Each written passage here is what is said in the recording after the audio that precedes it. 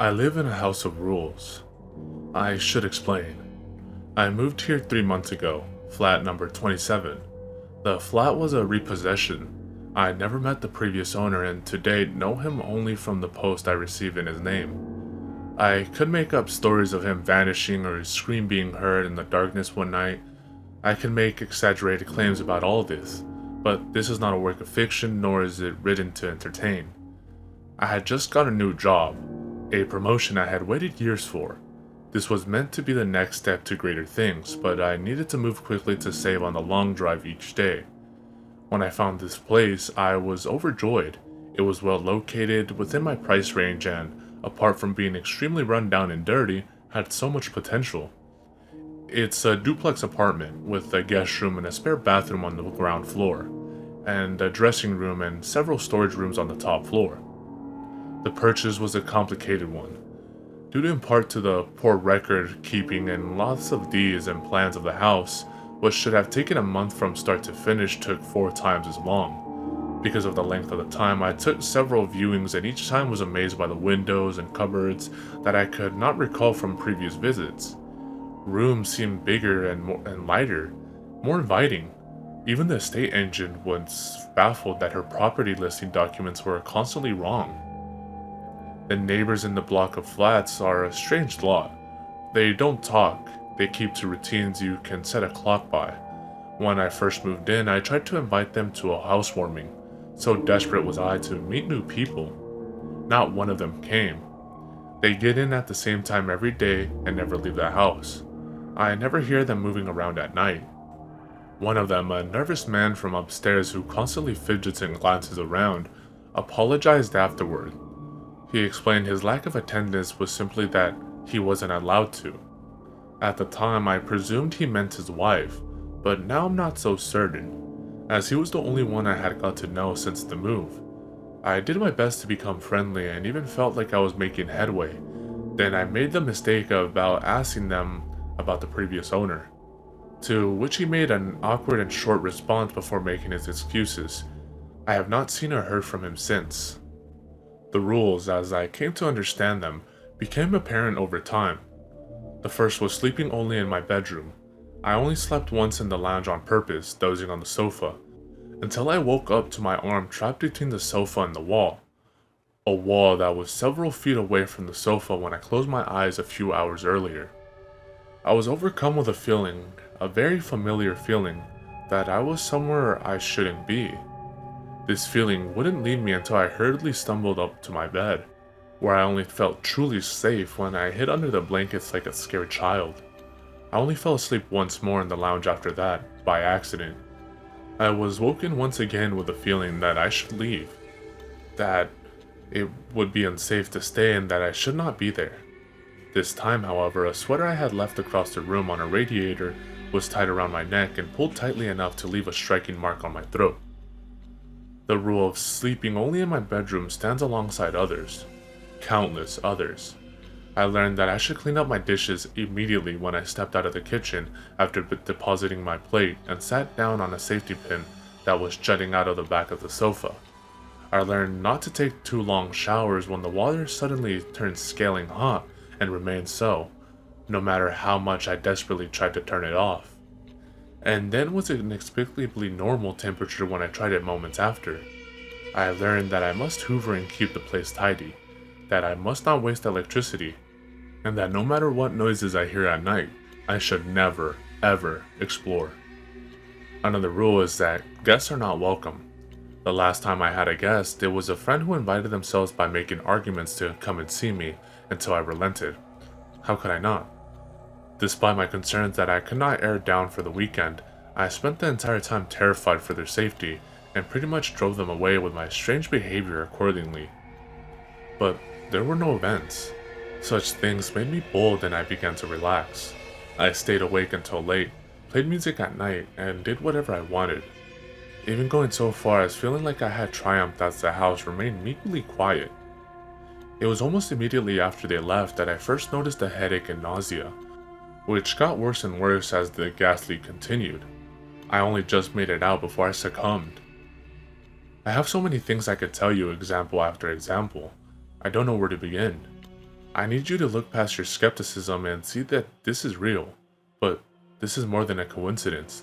This is more than just child play haunting. I'm not being haunted, I am being ruled. The rules are only a part of it. They are the part I play. The rest is done without me, and not only that, but done around me. The walls shift, the doors open some days but won't the next. The number of windows in my bedroom increased one by one over consecutive nights, and then there was only one again. There is a cupboard at the top of my stairs that changes in size quite regularly. One of the most terrifying experiences of my life was when I opened it and saw it went back several meters more than I remembered. When I walked in, somehow the door shut behind me and I groped in the dark, silently reaching out for a wall I knew must be there, yet my fingers touched only air. I do not know how long I fumbled in the dark, but it was only as my panic attack rose that my shaking fingers found the wooden door. Have you ever woken up in a room with a chair sitting at the end of your bed? A chair that came from the dining room that is down a flight of stairs and along a hallway. Have you ever walked into a room and see a storage cupboard that was not there before? Have you ever observed more stairs on a staircase as you go down them than there was when you went up? Have you ever entered a room looking for something, and then when you gave up and left, realized an hour and a half had passed? I have lived all these things, and were I a better, more scientific man, I would have kept a running log of all of it. I would have found proof. Proof I need to show the world I am not crazy, that this is real, that it is a nightmare I am living. 5 hours have passed since I sat down to write this, and once I hope to prepare some lunch and hope there are no drawing pins in my bread, like last week when I realized I hadn't hoovered, instead, it is getting dark. I now live a life of routine just like my neighbors. I just turned off the music. No loud noises after dark is one of the rules. It is the one I hate the most because it makes me feel so alone. Lights left on in rooms that are empty or too many in one room are prone to fusing, or even shattering without warning, so I currently only have the glare of the screen, the television, and a lamp. Soon I shall be going to bed. The doors that shut behind me as I head up to bed lock behind me, and I will wake up in a room with windows wherever they please, and doors that may or may not open to cupboards that can be as small or as big as each variation allows. The television in the room I am in has a satellite connection, and with it, countless channels. Right now, all are a fuzz of static, except for National Geographic, so I am forced to listen to a documentary on carnivorous plants as I type. I try not to dwell on the exhaustion of a beetle on the screen as it tries in vain to escape from the prison that will soon digest it. The remote does not appear to work. It took my pulling the plug from the socket to turn it off just a moment ago. And even that, I was loath to do so, for the fear that it might stay on never left me, and I knew that if those images had continued when the plug was removed, I would have screamed myself into madness. I could push the neighbors to talk more, I could rebel against the rules, I could start a fire and torch the whole building, but truly, I just want to get by.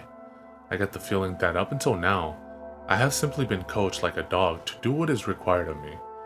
I feel like the punishments could get a lot worse. The occasional demonstration of strength, the enforcement of the rules, and the occasional mild punishment when I transgress, like one taps the nose of a dog when it misbehaves. That is what I hope for if I can behave. Stepping out of line only causes me harm and fear.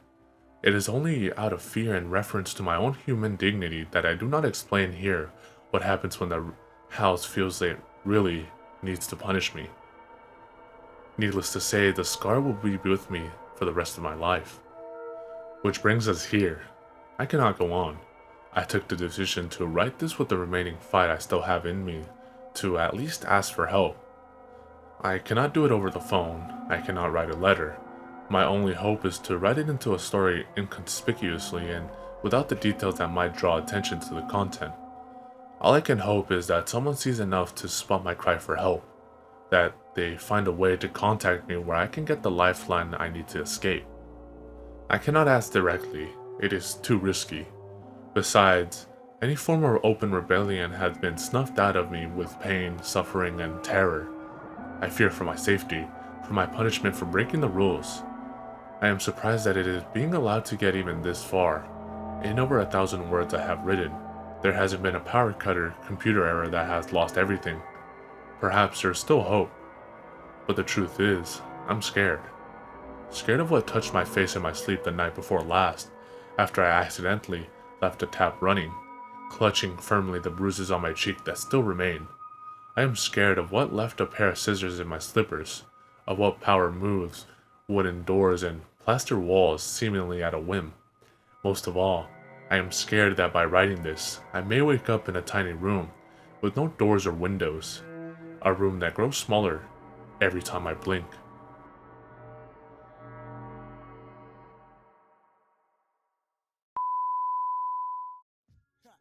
In this little shop of horrors, that's how we get down.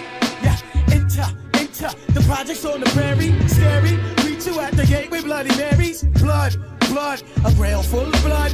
Back to the cemetery, get more blood. Standing on the grave, drinking blood, smoking bones. We seen a crew of ghouls running by with stolen tombstones. With Hell's Angels on the chase, they lust to bust a black skull. Want you embrace, they tie you up in chains and they stomp on your face. They go to purgatory and they beat the fucking case. I look around, mad bodies being